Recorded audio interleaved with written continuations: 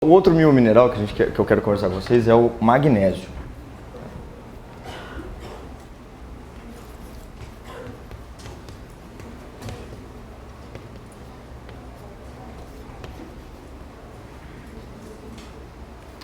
Muito bem. Magnésio.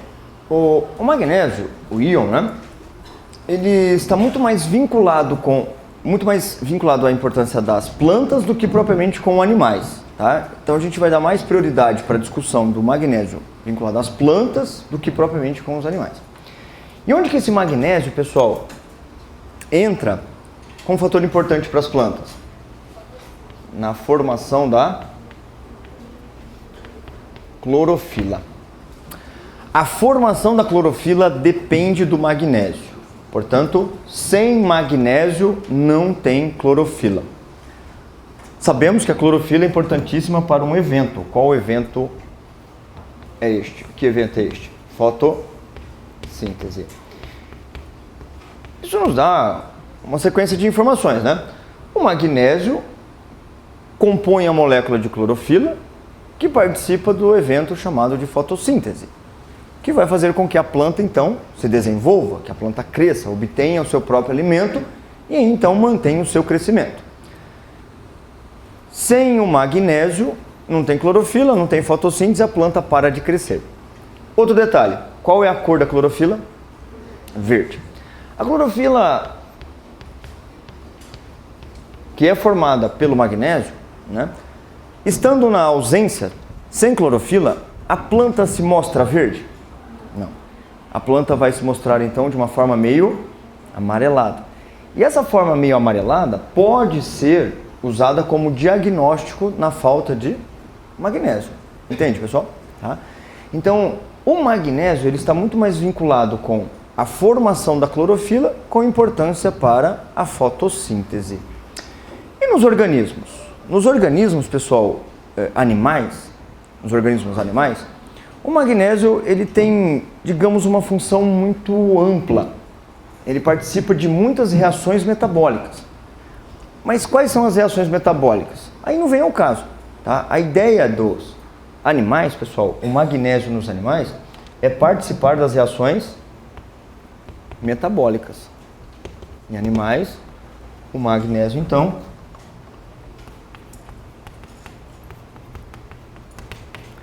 participa de reações metabólicas.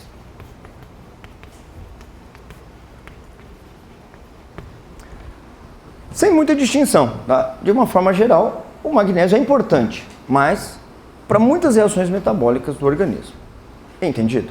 Vamos para outro, pessoal, íon mineral, que é o ferro. Tá? O ferro, no caso, ionizado, né? Fe mais 3. Este elemento, pessoal, o ferro, para o nosso organismo é de extrema importância, Mas para os vegetais isso também acontece, tá? É importante para os vegetais. Mas vamos dedicar um pouquinho de tempo para nossa condição. Onde vamos encontrar ferro no nosso corpo? Onde vamos encontrar ferro no nosso corpo, gente? No sangue. Muito bem. Mas mais especificamente, onde no sangue? Nas hemácias. Mais especificamente nas hemoglobinas. Na hemoglobina. Muito bem. O sangue contém hemácias, as hemácias contêm hemoglobina. Respondam, hemoglobina é uma célula ou é uma proteína? Bom, hemoglobina é uma proteína. Certo, gente? Uma proteína quaternária que ela apresenta um polipeptídeo alfa, o segundo polipeptídeo alfa, um polipeptídeo beta, um outro polipeptídeo beta, genericamente, representativamente, e no meio, na verdade, o grupo prostético, né? O grupo que faz a união destes peptídeos é o ferro. Tá? Então nós temos aqui o elemento ferro fazendo a ligação entre os peptídeos. Tudo bem? Hemoglobina é uma proteína que está presente ou que estará presente na hemácia quando formada. Agora, hemácias são o que, gente? Hemácias são células. Células que têm uma importância muito importante, viu? É tão importante que eu falei de tão importante, certo? Qual é a importância das hemácias? Transporte de oxigênio. Então, os transportes de gases. Transporte de gases, como o oxigênio e gás carbônico. Somente estes podem ser transportados, pessoal? Não. Podemos ter também quem aqui? Como problema daí, né? Monóxido de carbono. Tá? Esse monóxido de carbono também pode ser transportado. Mas isso é um problema muito sério, que a gente vai discutir em instantes, tá? Primeiro eu quero que você entenda que o ferro faz parte da composição da proteína chamada de hemoglobina. Proteína e hemoglobina faz parte das hemácias, que são células que têm como principal função transporte de gases. Muito bem. Pergunto, vocês têm ideia de quantas hemoglobinas tem uma hemácia humana? Tem ideia? Pergunto de novo. Quantas hemoglobinas tem em uma hemácia humana?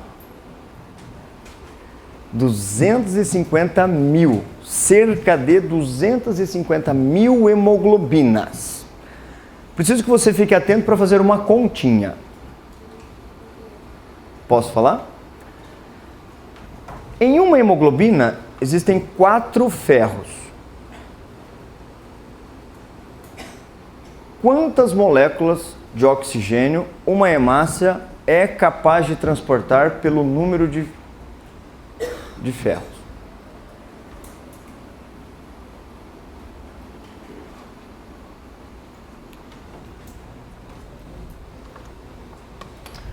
Uma hemácia, uma hemoglobina, tem 4 ferros. Um detalhe, cada ferro transporta o oxigênio. Então, cada ferro transporta oxigênio. Quantos átomos de oxigênio uma hemácia pode transportar? Uma hemácia tem 250 mil hemoglobinas. Uma hemácia tem 250 mil hemoglobinas. Cada hemoglobina tem 4 ferros. Cada ferro pode transportar um oxigênio. Logo, uma hemácia tem quantas? Quantos? 1 milhão. Concorda comigo? Existe a possibilidade de cada célula hemácia transportar 1 milhão de átomos de oxigênio. É claro que isso não acontece, porque os oxigênios não conseguem se distribuir dentro das hemácias de uma forma completa, tá? Mas existe esse potencial, tá? É uma continha, assim, não é real, mas é uma continha que a gente pode fazer. As hemácias, elas transportam via ferro o oxigênio, mas também pode transportar o que, gente? Gás carbônico, né? Tornando o sangue arterial, o sangue venoso, enfim. Só que tem um elemento que pode atrapalhar tudo isso. Quem é? O monóxido de carbono.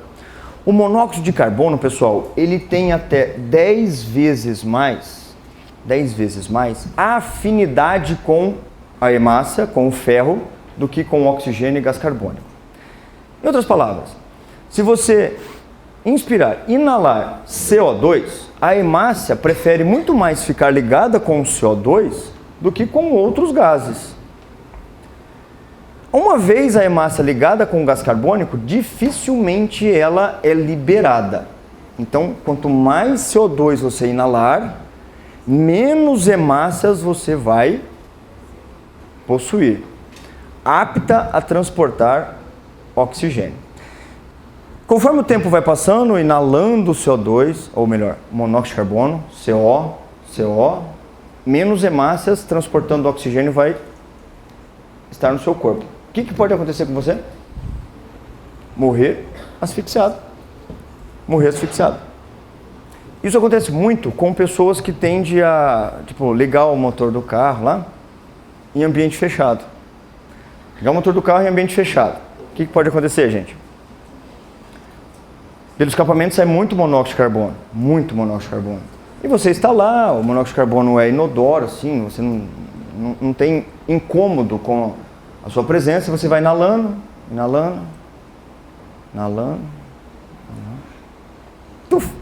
entendeu?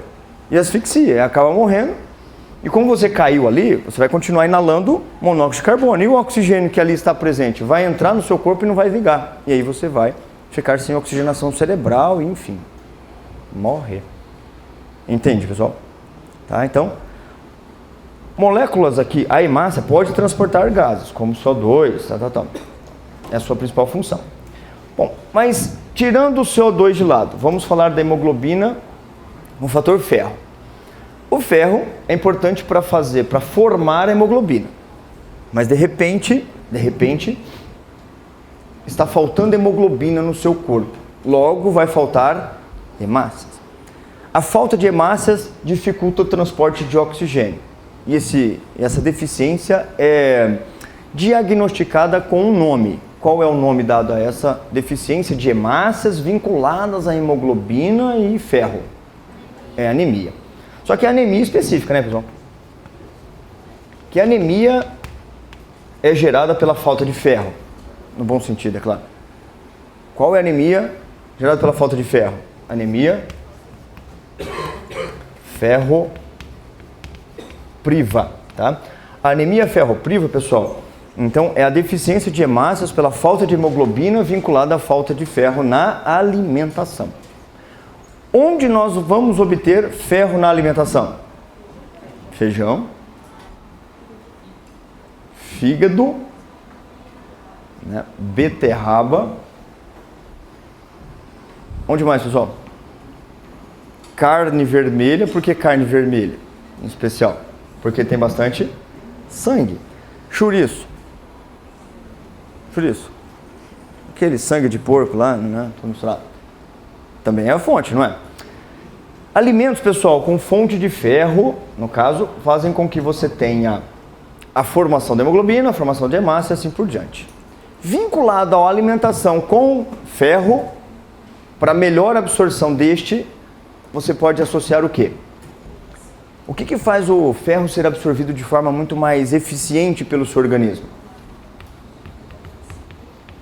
Vitamina C. A vitamina C potencializa a absorção do ferro pelo organismo.